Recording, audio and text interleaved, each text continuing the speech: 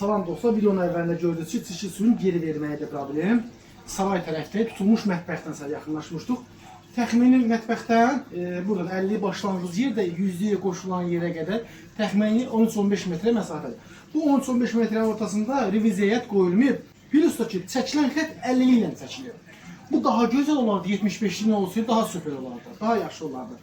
Bilirsiniz, ev sahibi koladan, müəyyən kisə tərkibli vasitələrdən istifadə eləmişdi, nəticə oldu olmuş. Biz aparatımızın köməyi ilə dəqiqələr ərzində həll elədik. İnşallah bir də gedib bir-iki dəfə gedib gələcək, daha da yaxşı suyumuz normalı çəkəcək, yoxsa uzun müddətli olacaq.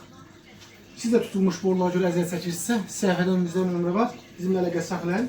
Biz gələk bu problemi kökündən həll edəyək. Burada dostlar.